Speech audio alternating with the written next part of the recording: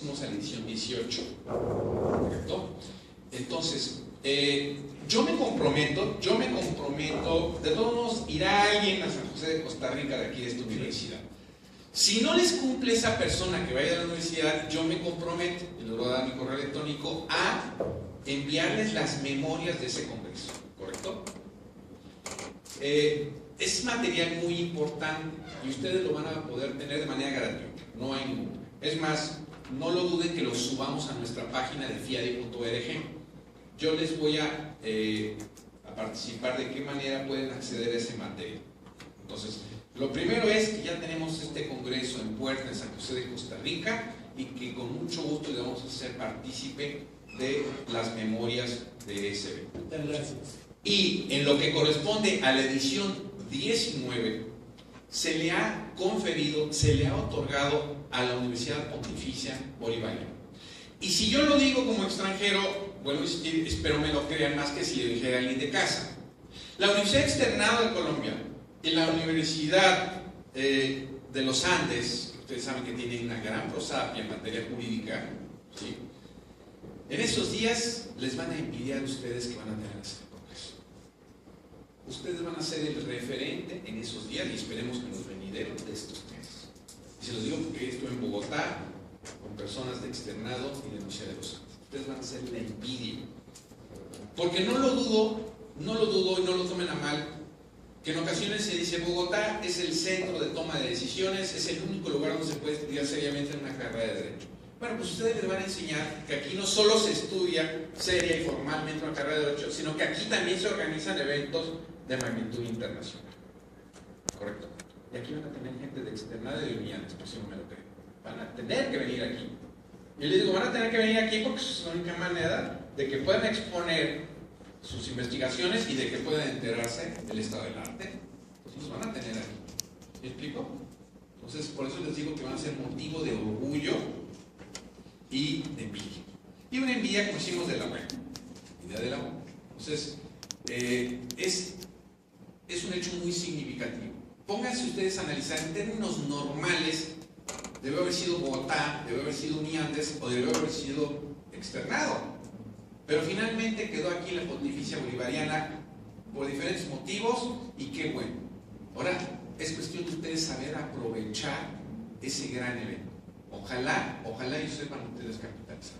En fin, las fechas son 26, 27 y 28. Es miércoles 26, jueves 27 y viernes 28 de agosto del año 2015.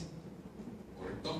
Yo entiendo que las autoridades van a dar todas las facilidades para poder asistir, así es que van a tener, digamos, más benevolencia respecto a este tema de las inasistencias, etc. Entiendo que va a haber todas las facilidades por parte de las autoridades para que ustedes puedan asistir. También ustedes van a tener una matrícula especial, una matrícula diferenciada de lo que en principio tenemos que pagar los extranjeros, ¿me explico? Entonces van a tener, por supuesto, una matrícula. Se hizo un estudio, ¿verdad?, que fuera lo más accesible a sus bolsillos. Pero lo que van a recibir ustedes es mucho más que lo que ustedes van a pagar. No digo que les sobre el dinero, la plata, pero bueno, lo que vas a recibir a cambio en cuanto a formación, en cuanto a conocimientos, en cuanto a contactos, en cuanto a currículum, te aseguro que va a ser mucho más que cada peso colombiano que vayas a pagar por asistir a ese congreso. ¿Correcto? Desde ahora los invito a que si alguien quiere ser representante de Fiadi Jóvenes para ese evento, me lo diga, porque necesitamos que alguien joven guíe a los jóvenes que van a venir. Y el guía es decirle a dónde se pueden hospedar, porque así como ustedes tienen una economía limitada, dónde se pueden hospedar, en qué hostales, qué pueden hacer, qué pueden conocer, etc. Ojalá y no solo sea uno, sino sean varios, ¿correcto? Y que puedan ustedes ayudar a este movimiento de Fiadi Jóvenes, porque finalmente ese futuro que ya lo estamos viendo es de ustedes, no es nuestro. Y ustedes lo tienen que vivir a plenitud. Nosotros no nos podemos perpetuar, son ustedes a quienes les corresponde ya tomar de algún modo el control de estas cosas. Bueno, muy bien. Creo que ya con esto, ¿verdad?, más o menos quedaría medianamente claro esta panorámica del Congreso. Les voy a hablar entonces de un tema que es muy nuevo.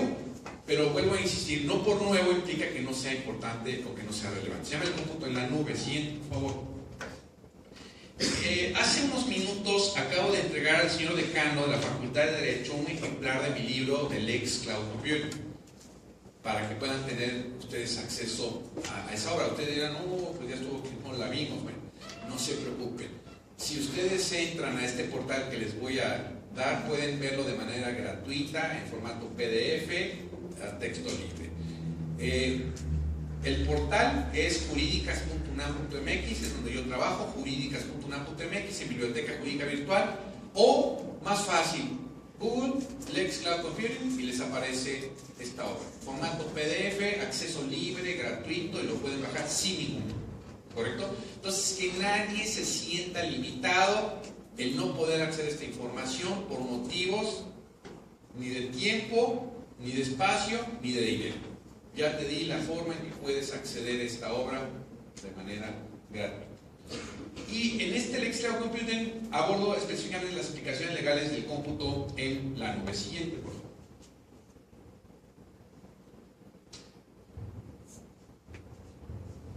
Miren, no se preocupen demasiado por las cuestiones técnicas. Ya sé que ustedes están estudiando la carrera de Derecho y no se equivocaron, pero no les hace daño también tratar de conocer algo respecto a elementos técnicos o elementos económicos.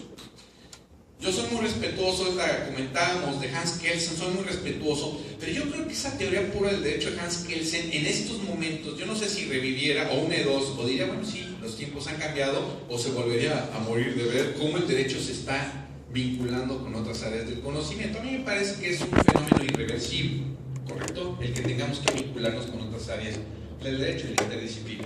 Pero bueno, miren, en un principio existían los llamados mainframes. Estoy seguro que al menos lo han escuchado. Después los servidores, la era de Internet, que es en los 90s, y actualmente estamos empezando a vivir una nueva era, una nueva etapa, que es la del cómputo en la nube o la del cloud computing. Pregunto, aquí en la sala, ¿alguien ya había escuchado del cloud o de la nube? Levanten la mano. ¿Quiénes han? Levántenla bien. Que ya han escuchado. No estoy diciendo que ya sepan, que ya manejen, que ya conozcan. Que han escuchado. ¿Sí? Bueno, se lo voy a poner fácil para que quienes no han escuchado nada de cómputo en la nube. A diario tienes que ver con la nube. A diario esos que no levantaron la mano, que mandan correos, ¿a dónde están sus correos de Hotmail, de Yahoo? ¿A dónde creen ustedes que están alojados toda esa información? ¿Por qué tú te conectas y ahí está la información, no se borró? Está en algún lugar, ¿no? ¿Está en tu disco duro? Pregunto. ¿En algún lugar? Está en la nube. La nube son servidores externos que están almacenando esa información. ¿Correcto? Ahora, seguramente ustedes ya de manera cotidiana tienen también servicio de cómputo en la nube gratuito, si quieres más te cuesta, Dropbox, iCloud. ¿Cuál más tienen? Exacto, muchos que en principio son gratuitos. ¿Quiénes ya se saturaron el espacio que tenían en principio? Normalmente te dan ahí 5 gigas, que luego son insuficientes. Bueno, algo saben. ¿Quiénes ya se acabaron el espacio de almacenamiento? ¿Está bien, no? Bueno, tú ya te lo acabé. ¿Qué hiciste? ¿Compraste más o de plano borraste info o te quedaste hasta ahí? Hasta ahí. Pues hasta ahí, pero quisiera seguir subiendo más info, ¿no? Bueno, pues ahí está. Esa es la nube. Esa es la nube. Correcto. Y esos servicios de cómputo en la nube, a ver, para que vean que no les vengo aquí a mentir, ¿son cotidianos o no? Son algo que cada vez se utiliza con más frecuencia. O me equivoco, a ver, me vengo aquí el mexicano a decirles puras mentirotas. Es algo importante, significativo y que cada vez ocupa mayor importancia. Quienes se mueven la plataforma OS, que por cierto ya salió, ¿se acuerdan que salió la 8.0?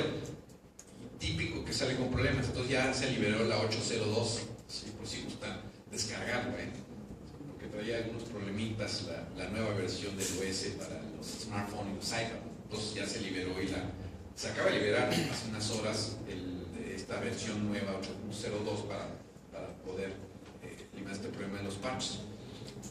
¿Quién ya bajó esa versión? ¿Se dieron cuenta que hay una nueva vertiente dentro del llamado iCloud? ¿Sí? Hay una nueva vertiente dentro de lo que es el uso de estos servicios de cómputo en la nube, al menos en esa plataforma de Apple. Bueno, muy bien, siguiente por favor. Miren, nosotros en el mundo del derecho somos muy afectos a los conceptos, como que parece que si no tenemos un concepto, una definición de algo, no nos suena. Yo les voy a dar un concepto, con la consigna que ese concepto invariablemente tiene aspectos técnicos y económicos. Un modelo que permite el acceso ubicuo, me voy a ir deteniendo. ¿Entendemos qué es ubicuo? Ubicuo, por ahí se dice, es que yo no tengo el don de la ubicuidad. Cuando te echan en cara, oye, ¿por qué no viniste? Oye, si estaba en otro lugar, pero es que tú debes haber venido. Oye, yo no tengo el don de la ubicuidad. La ubicuidad es poder estar en 2 o más lugares al mismo tiempo. Correcto. Entonces, cuando te pidan o te exijan, cuando la novia te exija que tengas que estar ahí con ella, cuando que tengas que estar en otro lugar, le dices, oye, yo no tengo el don de la ubicuidad. O sea, yo no puedo estar en 2 lugares en un mismo momento. Al menos dentro del plano físico real, pero el virtual sí, Oye, no puedo estar físicamente, pero si quieres me conecto y entonces estoy. Entonces virtualmente sí puedes estar. Entonces, ¿se puede tener ubicuidad a través del mundo virtual, sí o no? Claro. Gente que ahorita no puede estar aquí en la conferencia, si le estuviéramos pasando por streaming, podría estar siguiendo la conferencia en cualquier parte del mundo, ¿sí o no? Si ustedes, que ya sé que no lo están haciendo, dice este cuate, ven a saber lo que es cuate, este cuate, no sé ni quién sea, pero si lo estuvieran tuiteando, ¿qué pasaría? ¿Qué pasaría si lo estuvieran tuiteando? Estando en la posibilidad que otros se enteren a la distancia qué está sucediendo en este auditorio aquí en Medellín este día a esta hora. ¿Estamos de acuerdo? A través de fotografía, etc. Y podrías estar pasando el streaming sin ningún problema y de manera gratuita. ¿Quiénes tienen una cuenta de streaming para transmitir en forma gratuita? Pues hay muchas formas de que puedan ustedes hacer streaming de manera gratuita, no tienen mayor problema. ¿Correcto? Eso es la ubicuidad, el poder estar en 2 o más lugares en un solo momento. Conveniente y bajo demanda de red a un conjunto de recursos informáticos configurables. Por ejemplo, redes. Entendemos lo que son redes, ¿verdad? No hay ningún problema. Las redes pueden ser alámbricas o inalámbricas. ¿Estamos de acuerdo? Normalmente, ¿cuál te gusta más? ¿La inalámbrica o la alámbrica? Bueno, cuando estás en la computadora te gusta más la alámbrica porque tienes una mayor velocidad. Cuando estás en un dispositivo móvil no tienes de otras, será invariablemente una red que inalámbrica, ¿correcto? Redes, servidores, sí saben qué son los servidores, ¿verdad? Son así como aparatos grandes, no está aquí el área de servidores, no sé, para que luego la visiten, pero se han ido, ¿no? Está llena así como de foquitos, pero no lo han visto en películas. Esos son los servidores. En esos servidores es donde se almacena, donde se da cabida a todo el flujo o tránsito de información. Almacenamiento de aplicaciones y servicios que pueden ser rápidamente proveídos con esfuerzos mínimos o interacción del proveedor de servicios. Bueno, seguimos adelante y ahorita van a entenderlo mejor con algunas gráficas. ¿Cuáles son algunos beneficios del cómputo en la nube? Bueno, entre otras cosas, estoy tratando de ponérselo, como decimos, con palitos y manzanas. Mira, si tú tienes un servicio de cómputo en la nube, ya no tienes que comprar un equipo informático muy poderoso. ¿Por qué? Porque en la nube tú puedes tener la última versión del Windows. Puedes tener la última versión del Office. Es que el 365 está muy caro. Digo, ya sé que muchos de ustedes dirían, la compro pirata. Oye, pero eso no es digno de un estudiante de Derecho, comprar una versión pirata del Office 365. ¿Cómo puedo tener? Si ya le estás tocando a él, ¿verdad? Si ya ves, te dije. ¿Cómo puedes tener, fíjate, una versión Office 365 de manera legal? Muy fácil. En la nube te conectas y puedes estar haciendo uso de esa versión Office 365 y a través de un pago mínimo. ¿Por qué un pago mínimo? Porque está compartido por otros usuarios. ¿Sí? Entonces te va a costar eso y cualquier programa. Vamos a ver. Si tú empiezas a almacenar información en tu computadora, se puede saturar. Claro, tú dirás, pues me compro un disco portátil de 1 tera o 2 teras o de 3 teras. Pero bueno, tú puedes almacenar información en la nube. Tú puedes procesar información, almacenar información y recuperar esa información. Esa es una de las grandes ventajas que tiene la nube. ¿Sí me explico? Pero sobre todo la posibilidad, vuelvo a insistir, de que tengas un equipo que no tenga que ser muy sofisticado. que basta que te puedas conectar para que la velocidad no estribe tanto en tu computadora, sino en ese servicio de la nube. ¿Sí me expliqué? ¿Sí quedó claro? Entonces tú no te preocupes. Si tienes un equipo que, bueno, pues ha quedado un poco rezagado, atrasado, pero si tienes un servicio en la nube de buenas características. Entonces, una vez que les hice esa explicación, es una eficiencia en costos y ahorros, un pronto acceso a nuevas tecnologías y un gran poder tecnológico, ¿verdad? El poder entonces manejar grandes volúmenes de información en cualquier parte. Siguiente, por favor. Esto en efecto es muy técnico, se los voy a comentar, pero les repito, ahorita no se agobien tanto del asunto. Básicamente el cómputo en la nube se divide en software como servicio, como plataforma y como infraestructura como servicio. Siguiente, por favor. Hay algunos aspectos importantes dentro de lo que es la nube. Y aquí me detengo para decirles que normalmente en materia informática prevalecen mucho los anglicismos. Yo el día de ayer comentaba que ojalá se pudieran castellanizar, porque esos anglicismos luego son fuente de confusión. Pensemos en un contrato en donde prevalecen mucho estos anglicismos, pudiera en principio propiciar a desavenencias entre las partes. Entonces, a mí me parece que un rubro que hay que atacar fuertemente es el de la castellanización de los términos informáticos. Siguiente, por favor. Les voy a tratar de explicar los modelos. Siguiente, por favor. Miren, el software como servicio es, en lugar de adquirir aplicaciones en las computadoras, tú las puedes rentar en la nube. Fíjate, tú puedes tener tu computadora nada más con el sistema operativo, nada más, vacía la computadora, te conectas a la nube y arriba tienes todo lo que quieres, absolutamente todas las aplicaciones habidas y por haber. Esa es una gran ventaja. Claro, depende del espacio también de almacenamiento o del plan que hayas contratado. Siguiente, por favor. También tenemos la plataforma como servicio. En lugar de adquirir o mantener sistemas, entonces tú puedes rentar, ¿sí?, toda una infraestructura. Aquí estamos hablando ya de niveles más superlativos para poder acceder y generar toda esta información. Siguiente, por favor. Y la infraestructura como servicio, en lugar de administrar instalaciones, entonces se renta toda esa capacidad, ¿sí?, que puedas tú requerir de estos centros de información. Siguiente, por favor. Me estoy apresurando porque quiero llegar a la parte legal, por eso les dije no se agobien. En la parte legal ahí sí les voy a pedir que por favor se aplique.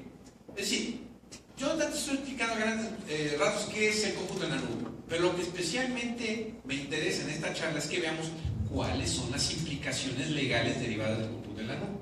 ¿Cuál es el papel de nosotros los juristas dentro de este fenómeno llamado cloud computing?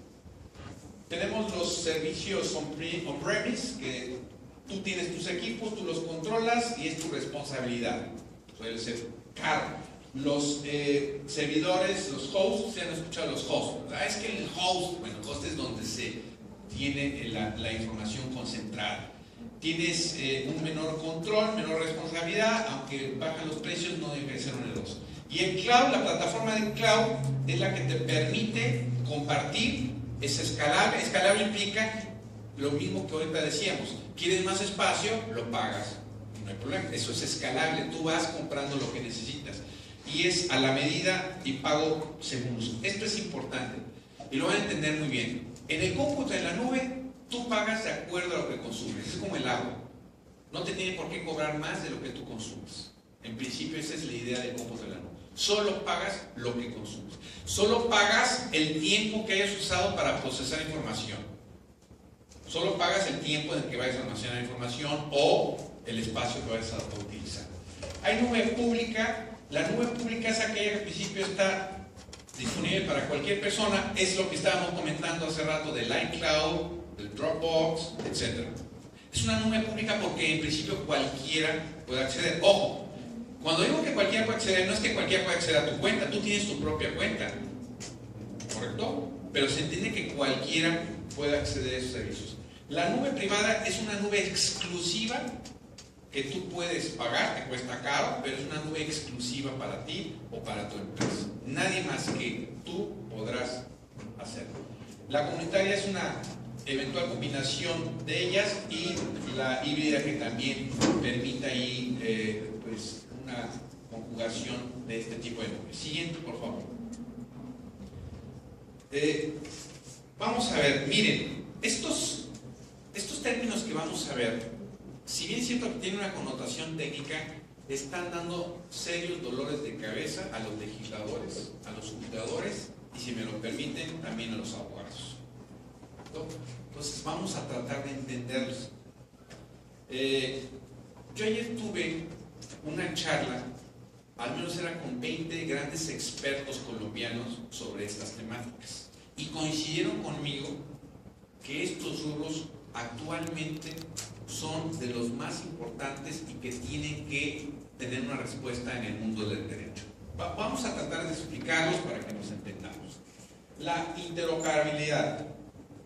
A ver, yo veo que hay una Mac allá atrás. No todo lo que tú generas con la Mac es compatible, ¿sí?, para otros equipos que no tienen el ambiente Mac. ¿Estamos de acuerdo, sí o no? Y viceversa.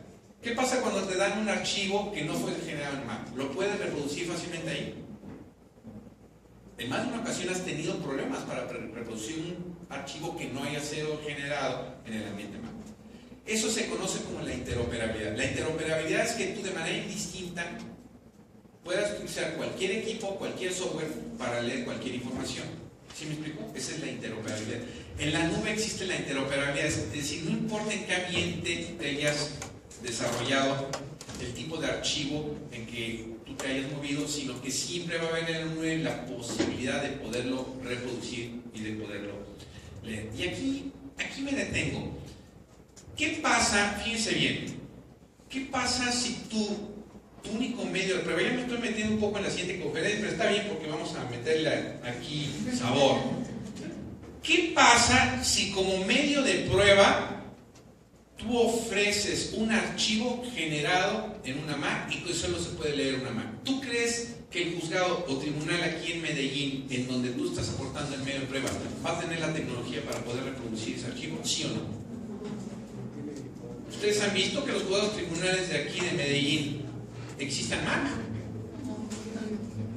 ¿Y entonces qué va a pasar con tu archivo? Que es tu prueba única. Y que sin esa prueba tu asunto lo vas a perder. ¿Qué es lo que va a pasar? Hasta ahí lo dejo. Al rato el siguiente expositor que nos diga qué es lo que va a pasar. ¿Sí? Tú les dices, a ver, entonces ¿qué va a pasar? Yo se los puedo decir, pero entonces tú dices, ¿qué es lo que va a pasar? Entonces, como decimos en México, bueno, pues ya te amolaste, ya se perdió. Tu prueba la van a desvirtuar, la van a desestimar. ¿Por qué? Porque no la van a poder leer. Porque si dices, no, mira, aquí traje casualmente mi propio equipo para que lo leamos, ¿qué va a hacer el abogado de la contraparte? ¿Qué va a decir? Lo va a objetar, ¿no? Va a decir, no, espérame, es que esa máquina está amañada para mostrar una información distinta a la que realmente corresponde.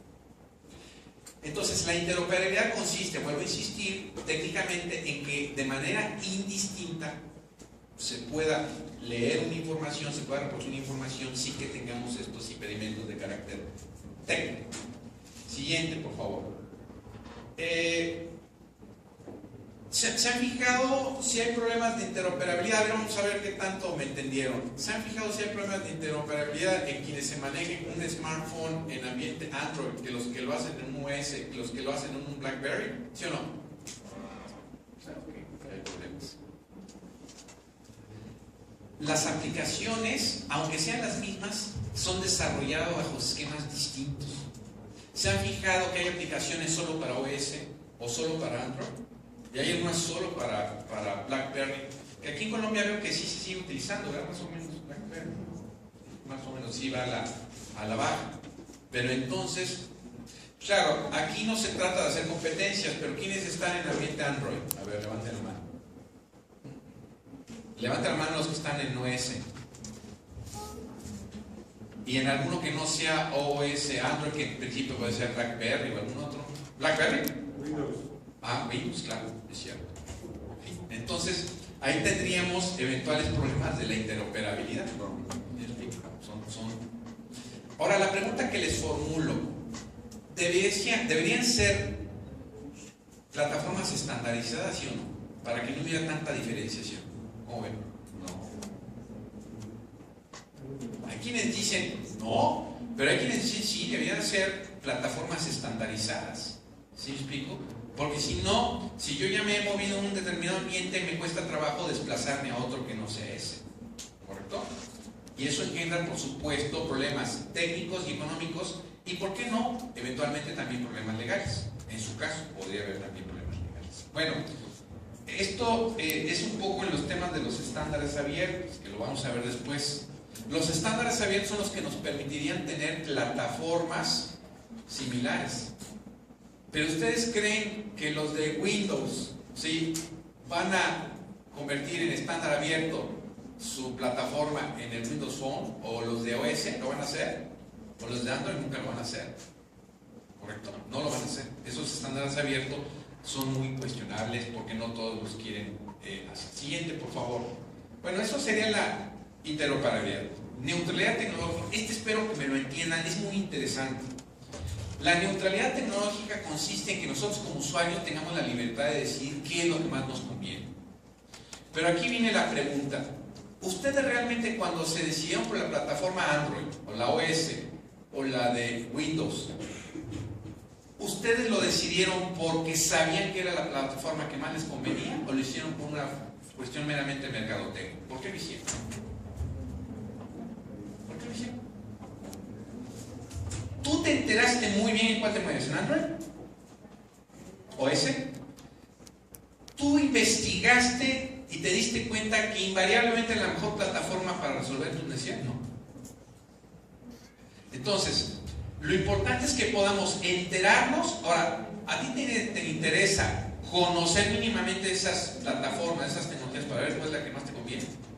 En principio debería ser así. Así debería de ser. Para que tú compres lo que más, ¿sí?, responda a tus necesidades.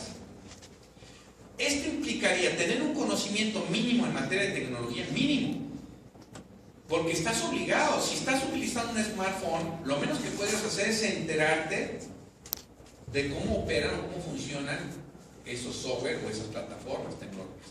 Pero la neutralidad tecnológica consiste en que a ti te dé la posibilidad de poder decidir qué es lo que más te conviene en términos tecnológicos. Y ahí les va. Esto debía, ahora con mucho gusto doy uso a la palabra, esto de la interoperabilidad, de la neutralidad tecnológica, debería consignarse en la Constitución, ¿sí o no? Como una libertad que pueda tener el ciudadano de decidir abierta y libremente qué es lo que más te conviene tecnológicamente. Se lo digo porque algunos países lo han incorporado ya como un derecho constitucional, el poder decidir qué tipo de tecnología. Te escucho.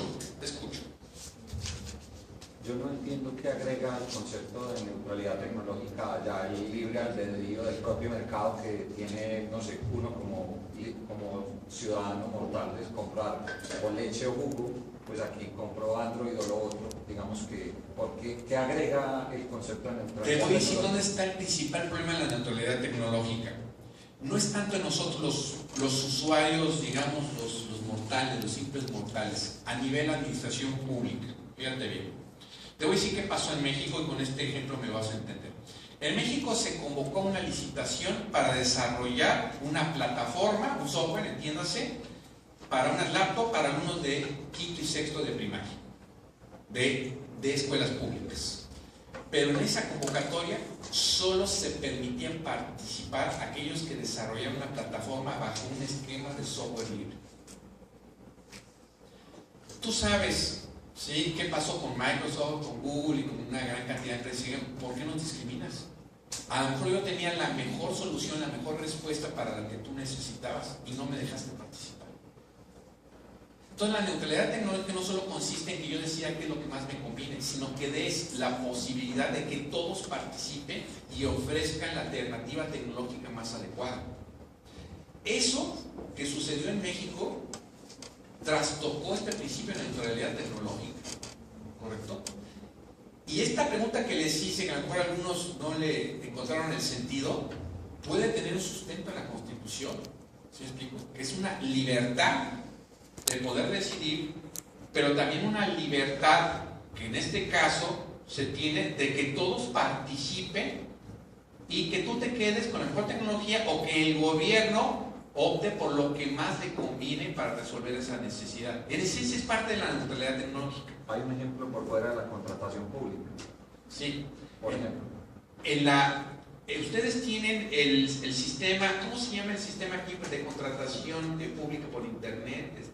Contratos. Contratos, en línea. Sí, pero tiene otra denominación, ayer me decían, bueno, exacto. Ayer me comentaban en el MINTIC que están desarrollando el que la administración pública pueda adquirir servicios en la nube, ¿correcto?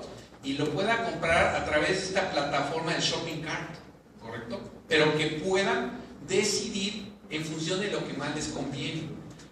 Pero aquí la consigna es que siempre se compre lo que más conviene.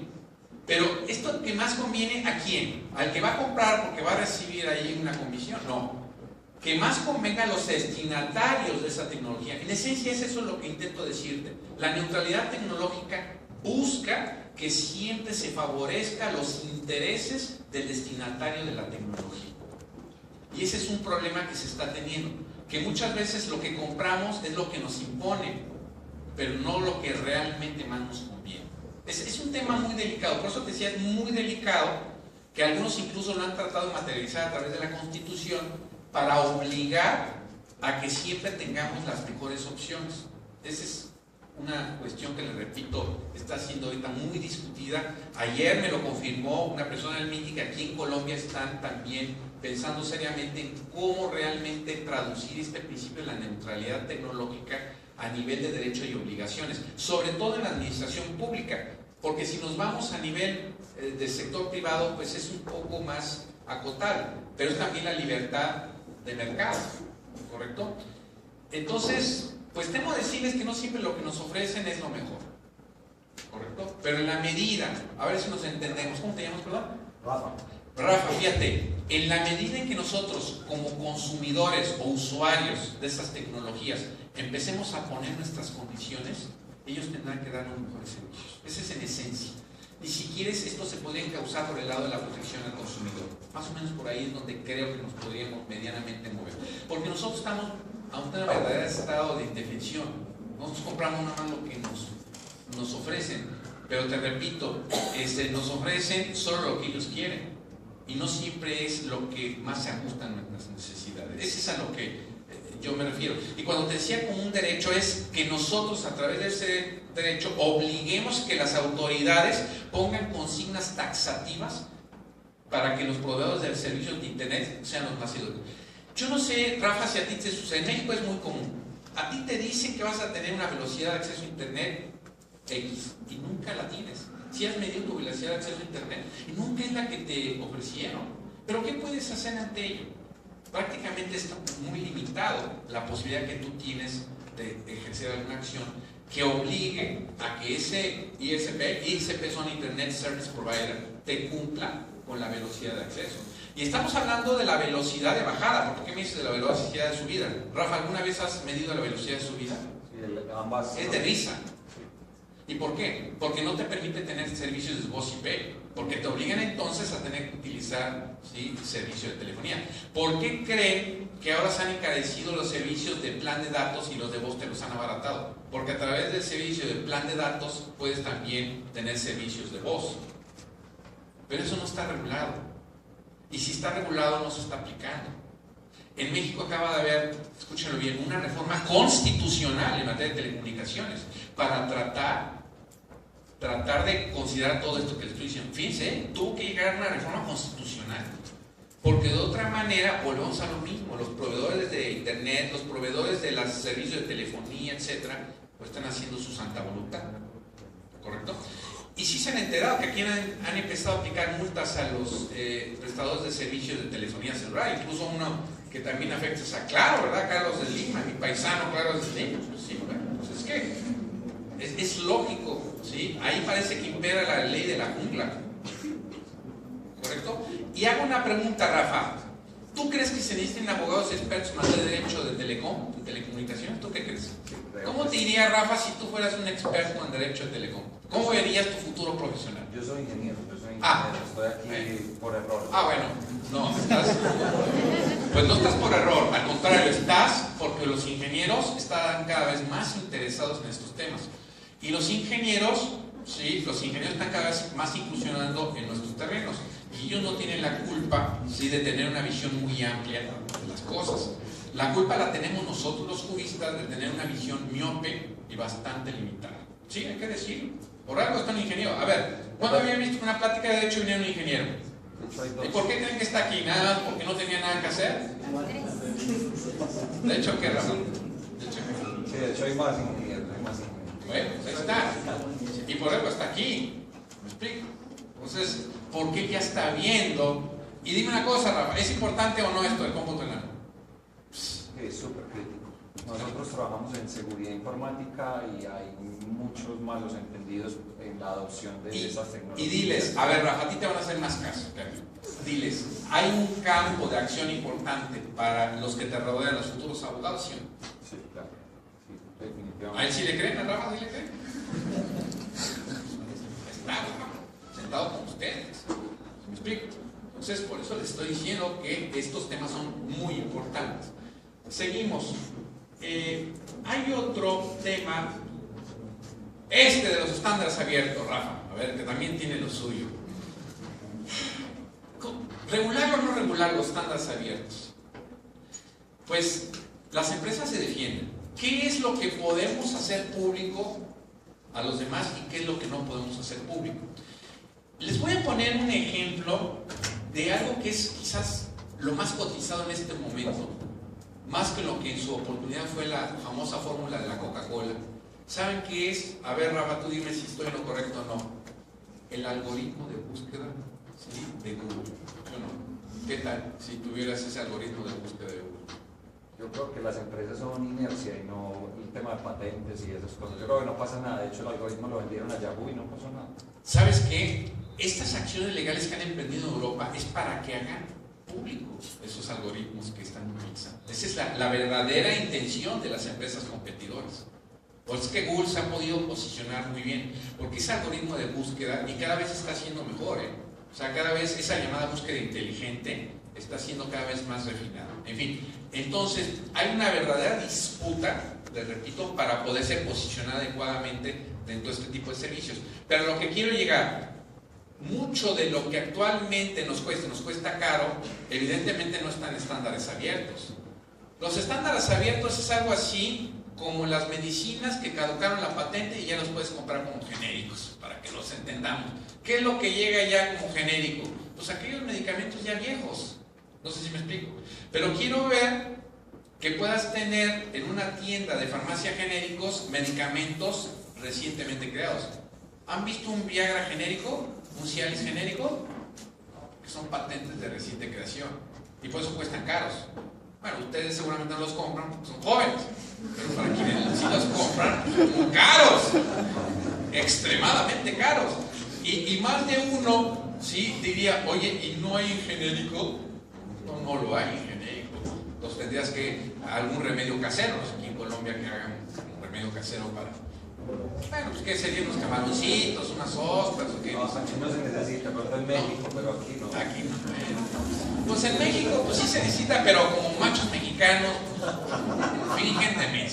Seguramente el macho mexicano sí va y se compra su Viagra y se lo toma sin que vea. La distancia al Ecuador. No, sí, en México se consumen. Aquí si no se consumen, pues felicidad. No, pero sí se consumen porque pues ni modo, así son las cosas, así sucede. A lo mejor porque en México estamos más estresados y ustedes viven una vida más alegre y más contenta, y dime de qué se van a preocupar, ¿verdad? Entonces si no estás preocupado, pues las cosas se dan con bastante facilidad. Bueno, muy bien, entonces este tema de los estándares abiertos también da mucho que pensar. Siguiente, por favor. Y ya me voy más rápido para dar cabida a la siguiente exposición. No tan rápido. Muy rápido, no tan rápido. Cobertura. Bueno, ustedes aquí en Medellín tienen en lo que cabe buena cobertura. Yo creo que hasta 4G, ¿verdad? Pero no en toda la ciudad. Se han fijado como que el 4G es solo en algunas zonas. ¿De qué zonas sí hay el verdadero 4G, el de máxima velocidad? ¿Sí? Pues en las zonas más pudientes, ¿no? Si te vas a una zona no pudiente, ¿qué va a haber 4G? ¿Qué va a haber 3G? A lo mejor si me apuro más por 2G. No, bueno, a lo que quiero llegar es que la cobertura es muy importante. Mi pregunta es esta. ¿No creen ustedes que aquí en Colombia hay zonas que tendrían en principio derecho para poder acceder a la telefonía celular y no hay cobertura? ¿Y qué me dicen de esas personas que están aisladas y que entonces no tienen acceso a esta tecnología? ¿No habría que obligar a que todo Colombia estuviera cubierta? ¿Que toda Colombia tuviera internet y servicio de telefonía celular? ¿Cómo lo verían eso? En principio suena bien, suena como una igualdad de oportunidades, ¿no? Para que todos los colombianos, independientemente del lugar donde se encuentren, tengan exactamente las mismas oportunidades. Pero es lógico que solo vas a invertir en los lugares donde te puedes redituar. Entonces este tema de la cobertura también es algo muy delicado y que se cubra todo el territorio. La convergencia, esto de la convergencia es también un problema, la transición de una tecnología a otra. Pues tú andabas con tu 3G y resulta que era el 4G, ¿sí me explico? Entonces, esto de la convergencia también es objeto de regulación jurídica, y le repito, conlleva en muchas ocasiones algunas problemáticas, ¿sí?, de orden legal. Y la conectividad es lo que le comentaba a Rafa. Oye, que no te engañen, que no te cobren un servicio de internet de alta velocidad cuando que lo que menos tiene es eso. ¿Sí me explicó? Entonces la conectividad es importantísima. Hago un pequeño paréntesis. En algunos países ya se ha regulado internet como un derecho. Pero esto puede ser demagógico. Vamos a pensar que hipotéticamente aquí en Colombia, si dentro del programa Viva Digital, digan, internet lo vamos a consagrar como un derecho en la Constitución de Colombia. Miren, no hay que dejarnos llevar por el canto de las sirenas. Yo le diría a los legisladores, si lo vas a regular, contempla que ese internet que me van a ofrecer a mí sea de alta velocidad. Porque ¿de qué me sirve que sea baja velocidad? Si es de baja velocidad, ¿sabes qué? Mejor no me lo des, no me interesa. ¿Sí me explico? Entonces, en otros países, cuando regulan internet, establecen que mínimamente se partirá de por lo menos 3 megabaudios por segundo, que es más o menos lo razonable. 3 megabaudios por segundo, ya con eso más o menos. En Finlandia lo están haciendo de manera gradual hasta llegar a las 11 megabaudios por segundo. Está bastante bien. Con un internet, ¿sí?, de acceso libre, me parece bastante decente, uno de 11. ¿Sí me explico? Entonces, eso hay que considerarlo, la velocidad de acceso. No solo que estés conectado, sino que tengas buena velocidad.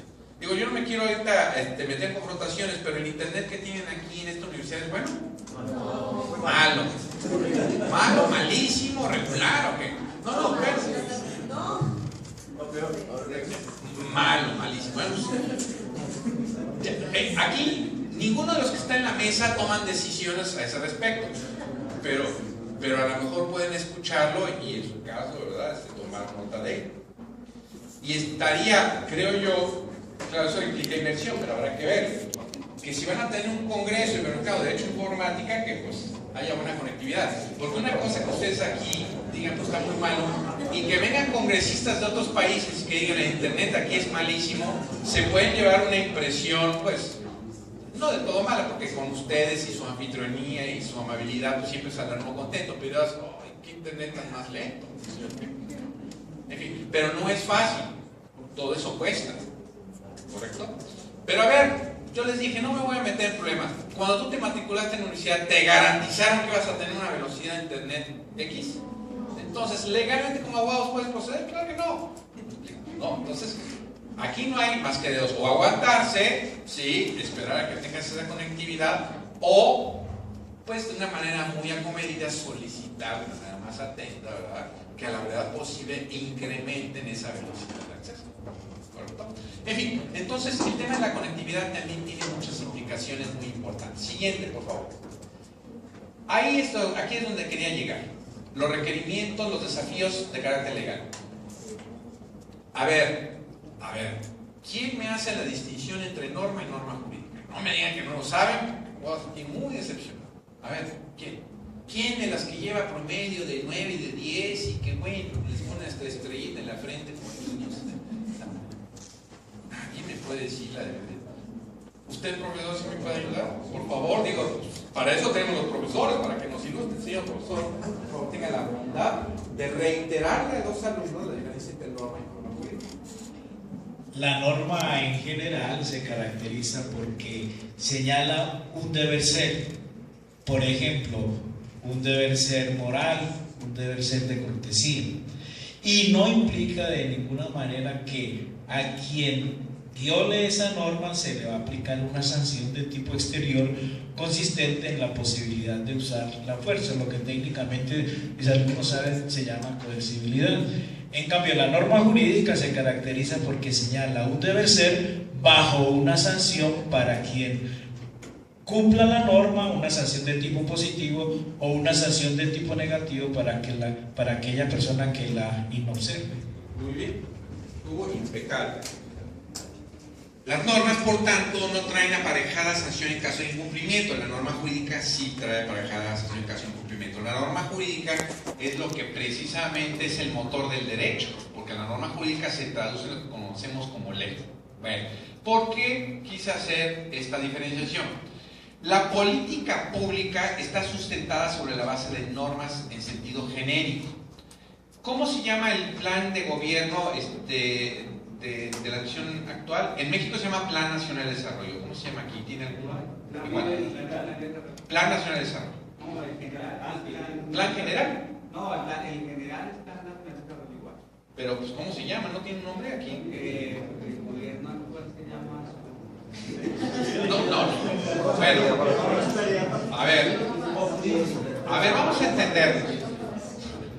En México el artículo 26 constitucional obliga que la administración pública federal en turno tenga un plan, ¿sí?, rector que va a regir durante ese periodo de gestión las acciones que se van a desarrollar. ¿Estamos de acuerdo? Es un plan de gobierno, ¿sí lo entendemos? En México se llama Plan Nacional de Desarrollo.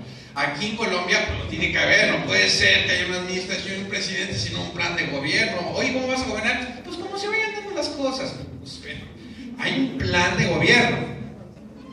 Ese plan de gobierno está constituido por normas, ¿sí? Por normas. O por lo que se conoce por política pública. ¿Eso sí lo han escuchado? Política pública. Bueno, vamos a ver.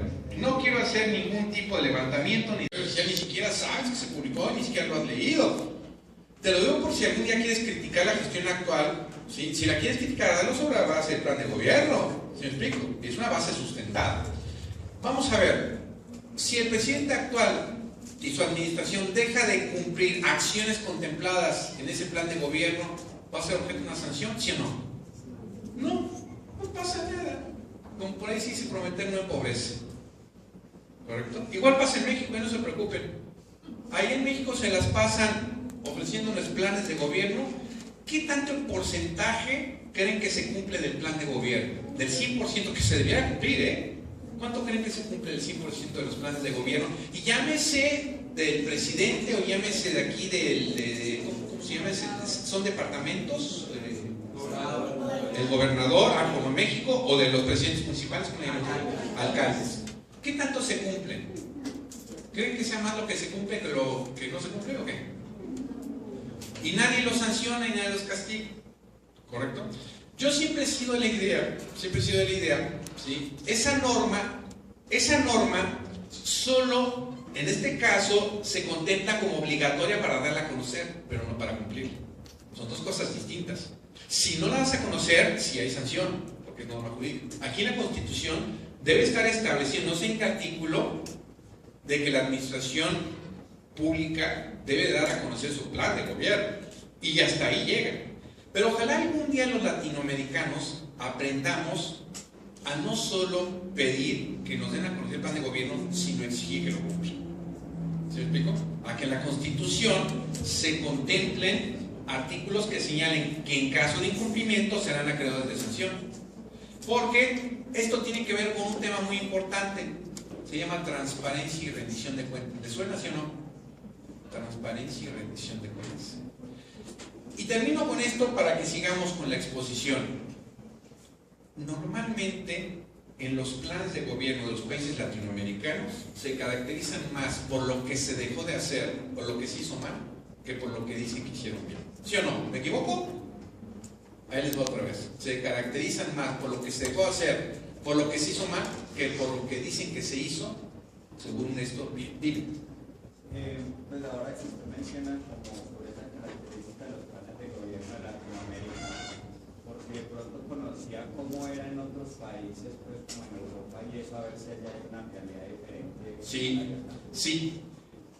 Incluso en países como Japón, no te vayas solo a Europa, en Japón, ustedes han sabido más de un funcionario público que deja de cumplir o hace mal su labor, que hasta se suicida, que pide perdón. Sí, y muchas veces, sí, no vas con el perdón y después ya se suicidó bueno, ya me parece un extremo eso, su idea. Sí, ahora ya han quedado solo en la disculpa pública. Fíjense que en México acaba de ganar hace poco un presidente municipal y dijo, fíjense, y ganó, dijo, es que en la administración anterior yo robé, pero robé poquito. Y ganó. O sea, porque dijeron, qué sincero es ese hombre. O sea, dicen, es el primer gobernante que acepta que robó, pero dijo, pero robé poquito.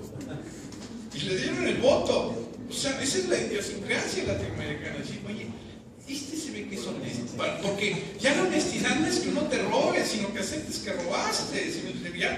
Ya esos son los niveles entendibles de honestidad en Latinoamérica. Bueno, robaste poco, sí se robé mucho, pues yo creo que ahí sí ves, oye, pues qué honesto eres, pero si robas mucho, ¿para qué te elijo? No vas a hacer nada. En fin, entonces este es un tema muy, muy delicado, pero les decía que aquí necesitamos de políticas públicas muy claras y de legislación. ¿De qué sirve que existan políticas públicas si no tenemos legislación? No sé si me explico. Pues de nada. Por eso les traje a colación este ejemplo. ¿De qué sirve que exista un plan de gobierno muy bonito si no hay leyes que obliguen al cumplimiento y leyes que sancionen el caso del incumplimiento de esos planes? A eso es a lo que quería llegar. Aquí, seguramente en este país o en México abundan las políticas públicas, ¿no? ¿Y saben por qué? Porque eso realmente no tiene ninguna implicación para los gobernantes. El estar ofreciendo y ofreciendo a través de políticas públicas. No pasa absolutamente nada. El problema es que eso ya esté contemplado en la ley. Eso ya debería ser entonces motivo de más cuidado, ¿correcto? ¿De Gmail o de Yahoo o de Hotmail es segura? El tema de la privacidad, ¿estás seguro que nadie la consulta? Bueno, pues siempre existe esa duda, ¿no?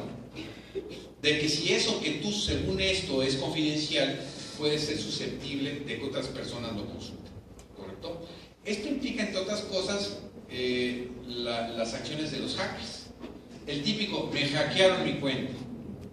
Hackearon mi cuenta, es que ya se metieron, ya leyeron todos mis correos y todo esto.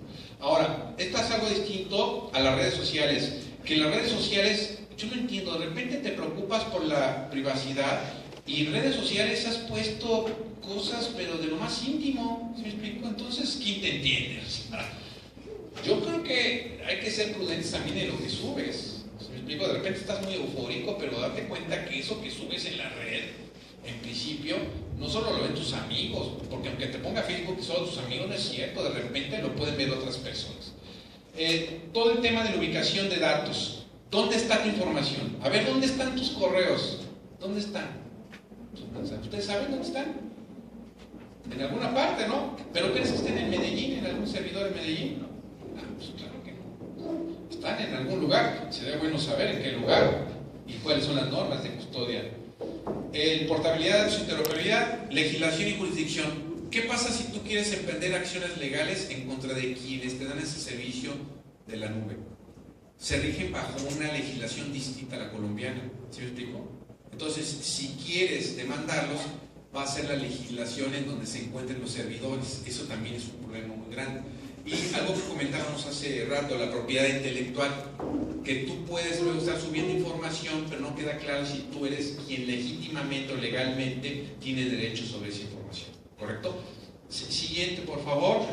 Tenemos problemas también de territorialidad. ¿Sí? Este es un problema muy importante, la territorialidad. Siguiente, por favor. La de la protección de datos. Siguiente, por favor. La de las responsabilidades. ¿Quién de ustedes, cuando empezó a hacer uso de ese servicio cómputo en la nube, leyó ¿sí? Es un contrato finalmente, ¿eh? Quiero que sepas, es un contrato. Tú te desesperaste y hasta el final pusiste estoy de acuerdo ahí, Agricio, no, si no, no tendrías ese servicio. Igual en tu cuenta de Facebook, igual en tu cuenta de Twitter. Te puso un contrato. ¿Lo leíste, abogado y abogada? ¿Lo leíste o no? No, te ganó el ansia. Yo lo que quiero es ya tener mi cuenta, ya quiero que los demás sepan que tengo mi cuenta. Pues hay que leerlo, hay que leer a ver qué dice en materia de todos estos temas, ¿correcto?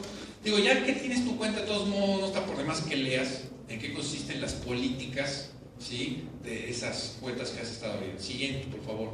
Bueno, este es el ejemplar, le dejé uno al señor decano, lamento no tener más, ¿verdad? Pues, sí, además ya se acabaron, pero ya les dije dónde lo pueden bajar. Este es el libro, y quiero decirles que este libro yo no lo vendí, sino que fue gratuito. Así que yo no hice negocio ni lucro con los libros, ¿sí me explico? Porque yo soy investigador. Entonces este libro se obsequió para quienes fueron a las presentaciones, no se vendió, por tanto no está a la venta. Además no hay ahorita en existencia, pero lo pueden bajar en internet. Digo, se los comento para que no vayan a pensar que toda esta charla fue para venderles un mugroso libro. En primer lugar, ya ni hay ese libro, y en segundo lugar, no se vende. ¿Correcto? Esto fue para que ustedes conozcan el tema del cómputo en la nube, que sepan que hay temas distintos a los... Quienes vienen tienen que llegar pues, ya con la mentalidad del Código General de Procesos, no podemos seguir con una mentalidad como la que traíamos. Sin embargo, no voy a dejar de tocar las normas. ¿Usted qué le dice a esa persona? ¿Qué haga con ese correo qué? ¿O con el celular? ¿O dónde está la prueba? ¿O qué lleva usted a un juicio? Tranquilo, eso, podemos cometer errores porque estamos aquí todos en confianza, eso nadie va a saber. ¿Qué hacemos? Nada, présteme el celular, yo lo llevo a la fiscalía o qué. ¿Lo imprimimos? ¿Cierto? Lo imprimimos, ¿sí? Y si lo imprimimos y se lo llevamos a un juez, ¿será que el juez lo valida y es 100% válido y es plena prueba? ¿Por qué no? Entonces, o sea, perdidos. Entonces, ¿qué hacemos? ¿Ni idea? La denuncia. Pero la prueba reina, ¿qué hacemos para llevarla al juez? Existen varias formas, pero solamente lo define un perito legal. ¿Un perito legal? Sí, pues yo no soy abogado, soy ingeniero. Bien. Entonces, téngame paciencia. Está bien. Eso fue una buena aclaración porque ya me estaba asustando. Ok. Donde ellos a través de un juez se solicita la toma de evidencia. Esta evidencia debe ser tratada como evidencia forense, tanto desde la parte de las personas implicadas, si hay un acoso. Vale, no, muy bien, está bien. Una conclusión importante, esta conferencia les va a servir muchísimo. Plenamente seguro, y además vamos a hablar para ingenieros y para abogados, así que tranquilo, señor. Supuestamente sí se puede ver que sea el mismo, o sea, hay como unos requisitos para clasificarlo como documento electrónico. Y si se clasifica así, ya el juez le puede dar. General del proceso o el código de procedimiento penal, todos dicen pruebas documentales, ¿cierto? Las pruebas documentales que son fotografías, cualquier tipo de prueba. Entonces las pruebas digitales por regla general son pruebas documentales, ya lo vamos a ver. Adicionalmente a eso están las pruebas periciales, ¿cierto? De las que hablaba el ingeniero, son pruebas en las que parece que es un perito, pues es un experto. Ojo, no por el hecho de que en la recolección o preservación de una prueba participe un ingeniero significa que es una prueba pericial. Las pruebas digitales, por ejemplo, normalmente las recogen y embalan ingenieros. Hoy en día ya existimos, yo soy abogado, abogados que estamos calificados en la recolección, preservación y presentación de evidencias digitales. Entonces, también lo podemos hacer abogados, ¿cierto?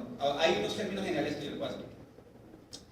Y adicionalmente a eso, lo que les decía en un principio, que es el uso de la tecnología para la presentación, sobre todo de pruebas demostrativas. ¿Recuerdan qué son pruebas demostrativas? ¿Sí o no? ¿No? Vale.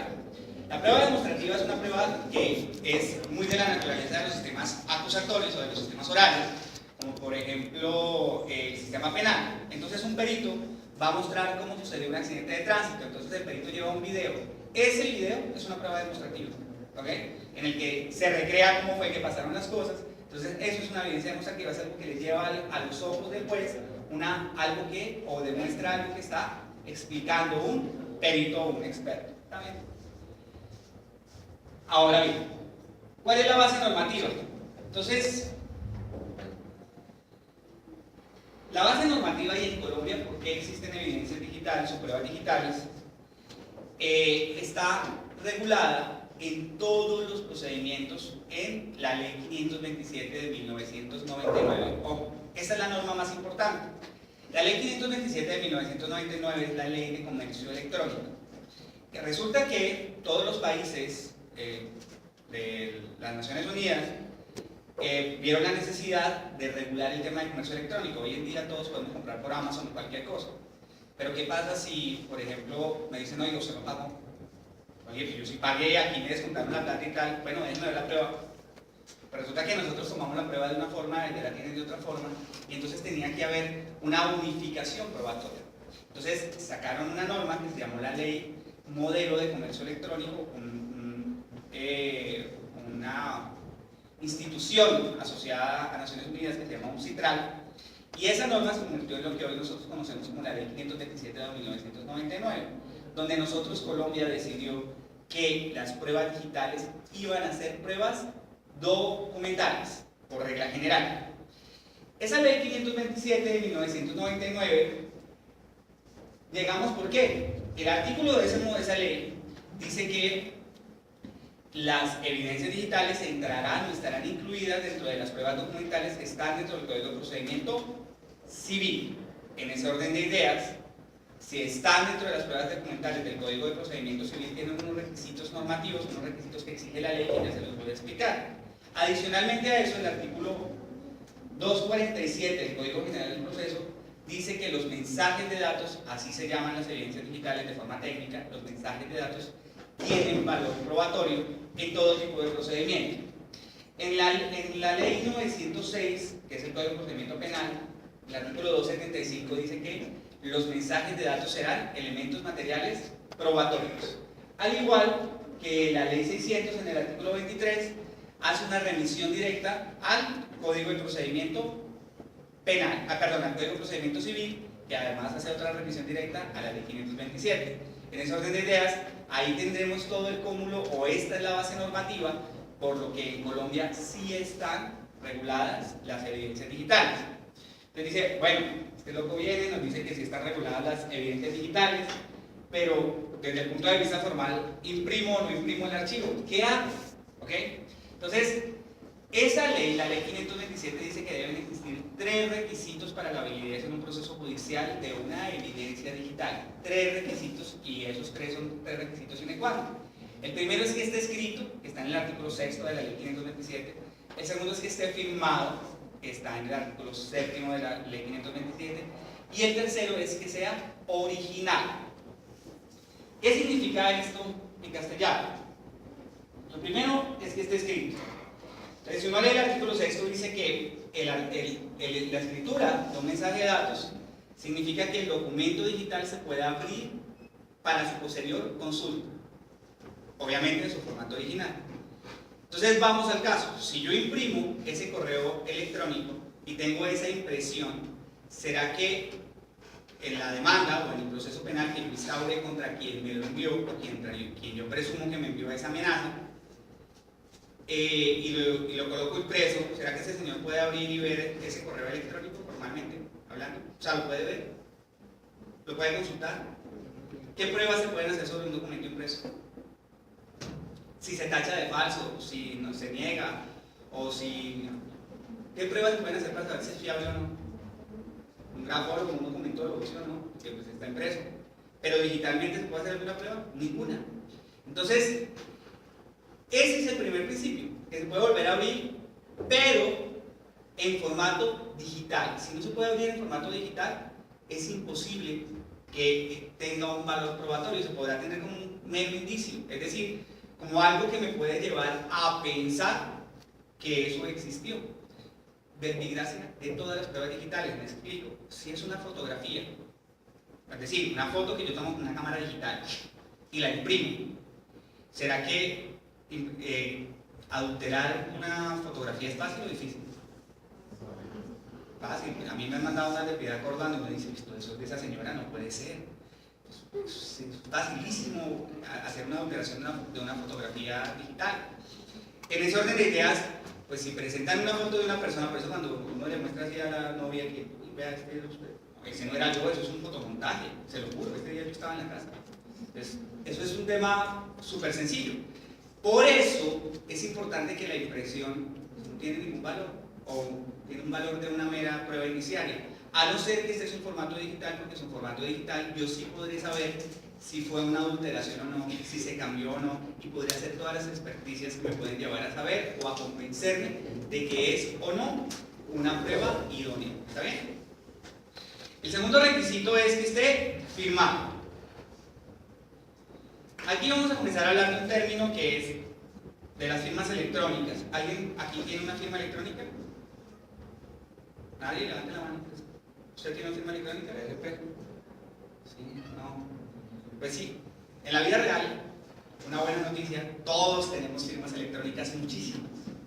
¿Qué es una firma electrónica? Para saber qué es una firma electrónica tenemos que partir de la base de qué es una firma como la que todos los días hacemos. Las firmas son un grafo o símbolo que vincula el contenido de un documento con una persona. Eso es una firma como la que todos los días hacemos. Las firmas electrónicas, ojo, electrónicas, no digitales, electrónicas, son cualquier forma en la que se pueda saber quién es el iniciador de un mensaje de datos, es decir, quién hizo un documento digital en la vida real. Si yo a usted le envío un mensaje de texto, mi firma electrónica será mi número de teléfono. Si le envío un correo electrónico, será la dirección de correo electrónico desde donde se la envío. Si le envío una, qué sé yo, un Twitter, pues será mi dirección de Twitter o mi dirección de Facebook. ¿Sí me explico? Es cualquier forma en la que usted pueda saber que fui yo el que le envié esa comunicación. Eso es una firma electrónica. Existen tres clases de firmas electrónicas. Las firmas electrónicas pueden ser simples, pueden ser firmas electrónicas biométricas o pueden ser firmas electrónicas digitales. Las firmas electrónicas simples son las más comunes, las que todos los días usamos. Piensen ustedes, por ejemplo, en el nombre de usuario y la contraseña de su correo. Piensen ustedes en la tarjeta de crédito o la tarjeta de débito. Esa banda, con esa contraseña que usted se sabe, es una firma electrónica. Es una firma electrónica simple, normal, no tiene mayores sistemas de encripción, esas cosas. Las firmas biométricas, que son las que hoy en día más se usan, que es la huella digital, la forma de la cara, el iris de los ojos, la voz es una firma digital, es una firma electrónica, perdón, biométrica. Eso tiene una importancia grandísima. Piensen ustedes, por ejemplo, que si usted quiere presentar un documento para aprobar la prescripción de un proceso, por ejemplo, o para revivir más bien un proceso ejecutivo, que el deudor de cualquier obligación hace un ofrecimiento de pago. Ustedes saben que eso vuelve a ser, comienzan a correr los términos de prescripción. Pues anteriormente usted al juez le tenía que llevar un escrito firmado, autenticado, con un poco de datos. Hoy en día lo puede grabar. Y si el juez le dice dónde está la firma, ¿usted qué le va a decir? Es una firma electrónica y es la voz. Ah, no es mi voz. Pues haga una prueba de acústica forense para probar que no es su voz, hermano. Pero es su voz. Así de sencillo. Entonces, pues resulta que ahora se pueden firmar documentos con la voz. Y lo hacemos muchas veces, me explico. Hoy en día, por ejemplo, usted puede comprar servicios, llama a una empresa de telefonía y dice, mira, yo quiero que me coloque otros más minutos, alguna cosa. Perfecto, entonces lo graban, lo voy a grabar. ¿Usted está de acuerdo? Sí, yo estoy de acuerdo. Acaba de firmar un contrato con su voz. Esas son firmas biométricas. Y las firmas digitales, que ya tienen una validez legal mucho mayor.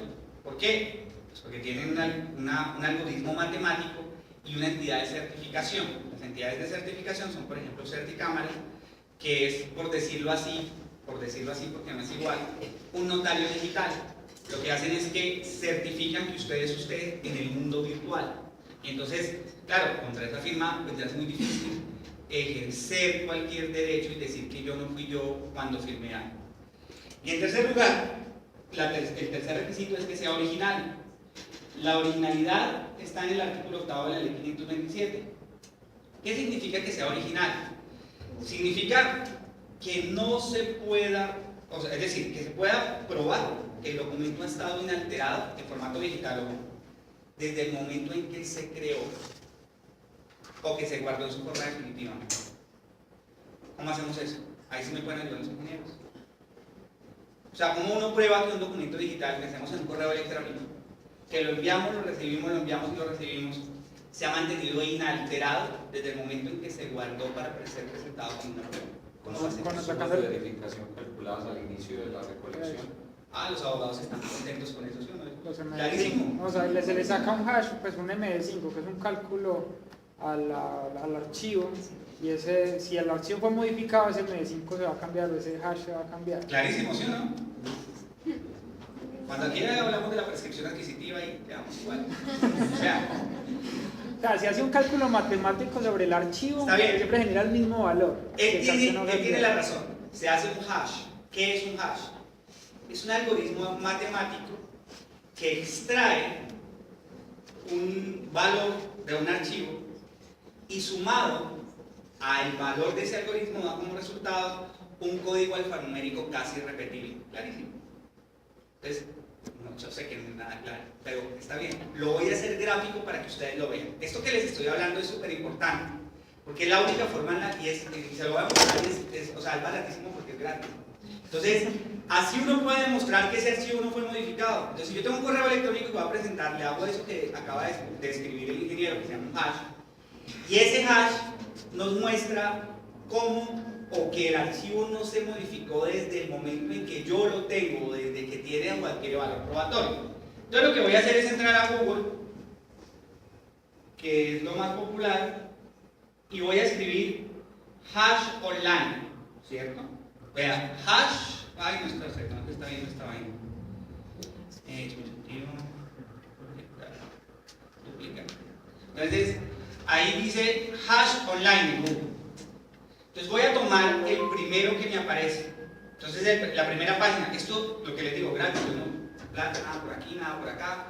Entonces, vean, hash online. Entonces, aquí voy a decir file hash, que es seleccionar un archivo para hacerlo hash. Y voy a buscar un archivo cualquiera en mi computador. Escritorio, uno que no sea muy, digamos que consultorio de Derecho y Tecnología de Agosto. Hash. Entonces, como el ingeniero nos lo explicó, el algoritmo o el hash que vamos a usar es un hash MD5. ¿Qué significa que es un hash MD5? Los que se utilizan en temas forenses son el MD5 y el SHA1, o sea, este que está acá, MD5, y este que está acá. Este es el código alfanumérico casi irrepetible, MD5 y SHA1. Resulta que si yo les envío a todos ustedes ese mismo archivo por correo y cada uno de ustedes le hace este mismo ejercicio, les va a dar exactamente lo mismo. No va a cambiar el hash. Entonces, si yo se lo llevo al juez, si yo hago traslados a mis contrapartes, siempre mis contrapartes y todos los que estamos metidos en este litigio vamos a tener clarísimo que es el mismo archivo y que nadie lo modificó, con una base jurídica grandísima. Y es que los archivos digitales cambian solitos. ¿Me equivoco, ingeniero? Es decir, ¿usted con solo abrir un archivo se cambia o no se cambia? Si lo abriste, si no guardaste nada, no.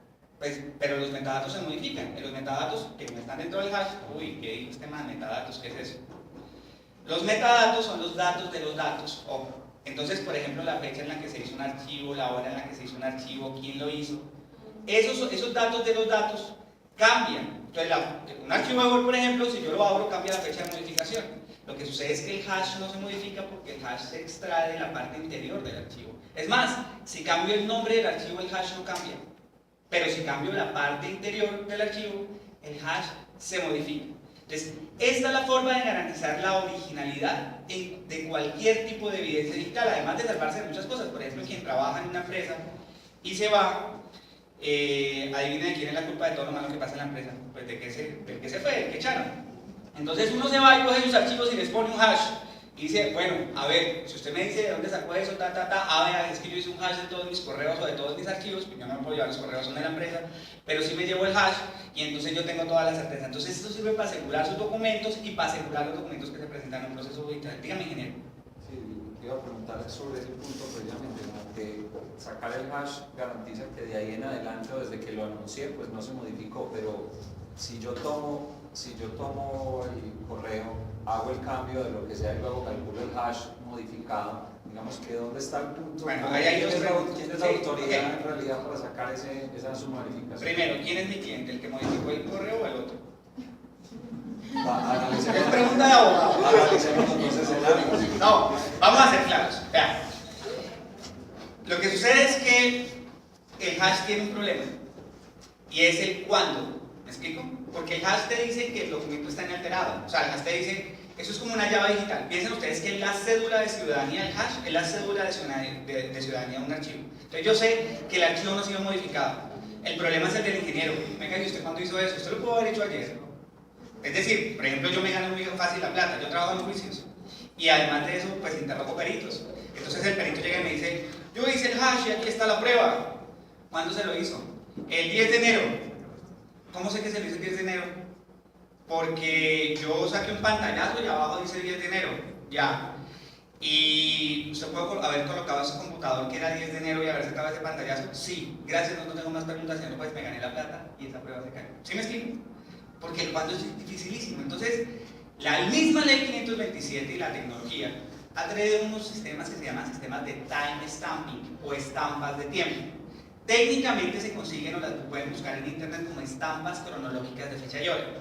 ¿Qué son las estampas cronológicas de fecha y hora? Las estampas cronológicas de fecha y hora son un hash, pero resulta que ese hash, esas cosas de ingenieros se ven súper sencillas, ¿no? Entonces, resulta que ese hash viaja en tiempo real a una entidad certificadora, digamos que es Certicámara. Certicámara lo envía a el Instituto Nacional de Metrología. ¿Por qué allá? Porque ellos son los que dan la obra legal en Colombia. Antes lo hacía la Superintendencia de Industria y Comercio. Ahora lo hace ese Instituto Nacional de Metrología. Entonces ellos le ponen la fecha y la hora.